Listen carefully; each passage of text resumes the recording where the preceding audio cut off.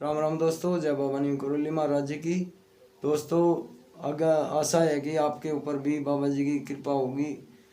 तो मैं आज आपसे एक प्रार्थना है दोस्तों, अपने भाई की हिम्मत ना तोड़ा करे। अगर आपने सब्सक्राइब कर दिया है तो उसे वापस ना करे, बैक ना करे।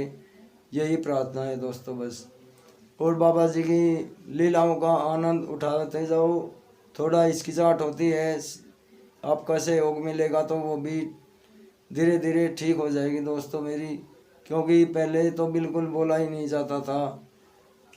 तो आप सहयोग देंगे तो हिम्मत बढ़ेगी। और कुछ बाबा जी का आशीर्वाद तो है ही, मेरे माध्यम से आपको भी मिले।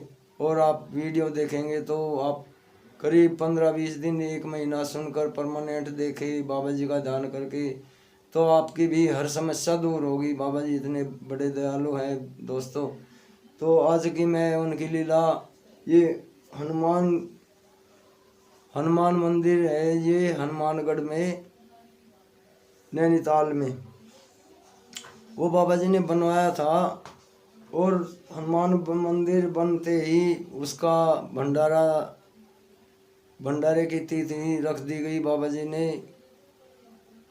और भंडारे की तिथि रखने के बाद जब वे कुछ तैयारी करने लगे, करीब 8 दिन पहले, तो 6 दिन पहले भंडारे से बारिश शुरू हो जाती है और सारे काम मंदिर के ठप हो जाते हैं। दिन रात बारिश चली, 4 दिन तक बारिश धुआंधार चली, लेकिन बारिश बिल्कुल भी कम नहीं हुई।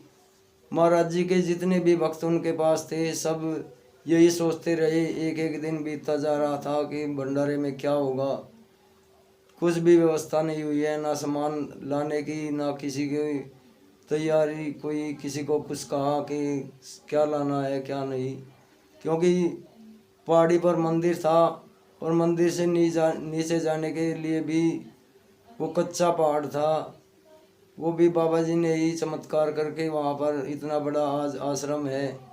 और नहीं तो वहाँ निर्माण करना भी हनुमानगढ़ में कोई वो नहीं, छोटी बात नहीं थी। अगर किसी ने कोई निर्माण कर दिया तो इतनी कच्ची बजरी का पहाड़ है वो तुरंत ही ढाया जाता था, क्योंकि बारिश ज़्यादा होती है वहाँ पर और बजरी सरक जाती है, सरकती रहती है। लेकिन जब से बाबा जी ने वहाँ निर्माण करवाया है हनुमान मंदिर का, तब से वहाँ पर बिल्कुल भी इतने भवन बनवा दिए गए हैं बाबा जी ने। और अन्य भी लोगों ने अब वहाँ अपने भवन बना लिए हैं।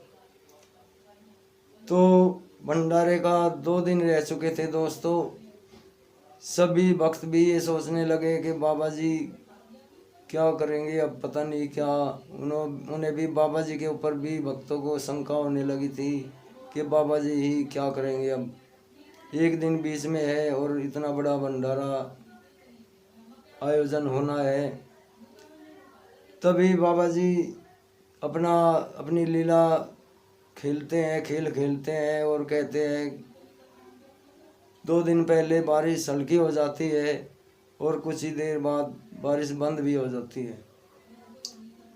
बाबा जी कहते हैं कि यहाँ निठल्ले बैठे हो, जाओ नीचे ट्रक खड़ा है सामान लेकर, उसे ऊपर लेकर आओ। तो भक्त लोग एकदम अचंभित होकर नीचे जाते हैं और देखते हैं कि वहाँ पर ट्रक खड़ा है सामान से लदा हुआ। तो वे बहुत ही आश्चर्यचकित होते हैं कि बाबा जी यहाँ पर है हमारे साथ 4 दिन से, तो सामान की व्यवस्था कैसे हुई और कैसे बाबा जी को ये पता चला कि नीचे सामान लदा हुआ ट्रक खड़ा है। ना तो वहाँ पर बिजली की व्यवस्था थी, ना ही पानी की व्यवस्था थी।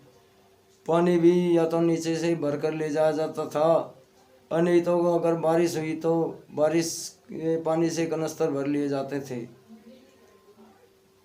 तभी उन्होंने बारिश के पानी से कनस्तर भी भर लिए थे भंडारे के लिए। और वो सामान लाने की तैयारी करने लगे, लेकिन फिसलन थी रास्ते पे, पहाड़ी पर कच्ची बजरी का पहाड़ था। सोचे भक्त लोग के ये सामान सारा ऊपर कैसे जाए। तभी बाबा जी ने लीला खेली। एक कूलियों का दल वहाँ से गुजर रहा था, तो वे कूली नीचे से ऊपर पहाड़ी पर ही सामान ढोने का उनका काम था। तो उनसे बात बनती है और उन्होंने थोड़ी देर में सारा सामान ऊपर पहुंचा दिया। तो ये समस्या भी हल हो गई थी और भंडारे का सामान बनना चालू हो जाता है। तभी फिर दोबारा से बारिश बहुत तेज शुरू हो जाती है और भंडारे का काम फिर ठप पड़ जाता है। तो बाबा जी अपनी कुटिया से बाहर निकलते हैं और अपने भक्त से कहते हैं कि पूर्ण बड़ी उग्र है। फिर कहते हैं बड़ी उग्र है। बाबा जी का इशारा था, वहाँ पर शमशान, बच्चों का शमशान था। वहीं पर बच्चे जो नवजात शिशु होते हैं उन्हें दाबते थे। वहाँ पर शीतला माता का मंदिर था और शीतला माता के ऊपर ही उनका इशारा था बाबा जी का कि बड़ी उग्र है। और बाबा जी ने ऊपर को हाथ करके आसमान की तरफ को देखकर कहा कि पवन तनय बल पवन समाना। और इतना कहते ही बहुत जोर से बोला था बाबा जी ने ये गर्जना करके। और इतना कहते ही बाबा जी के एकदम तेज हवाएं चली और बारिश बंद हो गई और हवा सारे बादलों को छाट कर ले गई। मौसम साफ हो गया और भंडारे का प्रसाद फिर बनना चालू हो गया। तो उसके बाद में प्रसाद बन ही रहा था। सभी स्त्री पुरुष वृद्ध भंडारे के लिए शाम तक प्रसाद बनाते रहे। सभी बाबा जी की शरण में, हलवाई भी जो थे वे भी सेवा में ही थे। तो फिर एक भक्त आता है, बाबा जी से कहता है कुटिया में आकर, बाबा जी घी खत्म हो गया है। तो बाबा जी कहते हैं कैसे घी खत्म हो गया है, कैसे घी खत्म हो गया है। वो वहाँ जाकर देखो, पानी के कनस्तरों के बीच में 5 कनस्तर घी किसी ने छुपा के रख दिए हैं। तो बाबा जी अंतर्यामी है, उन्हें पता था कि अब कहाँ जाएंगे इतनी बारिश में घी लेने। उन्होंने घी को ही पानी बना दिया और बहाना ले लिया कि किसी ने वहाँ छुपा कर रख दिए हैं घी के कनस्तर। तो भक्त वहाँ जाते हैं तो कनस्तरों के बीच में 5 कनस्तर घी के निकले, घी के मिले और उन्हें लेकर फिर भंडारे का प्रसाद बनना शुरू हो गया। तो दोस्तों ये तो बाबा जी की इतनी लीलाएं हैं, इनकी ना तो कोई आदि है, ना अंत है, ना कोई मध्य है।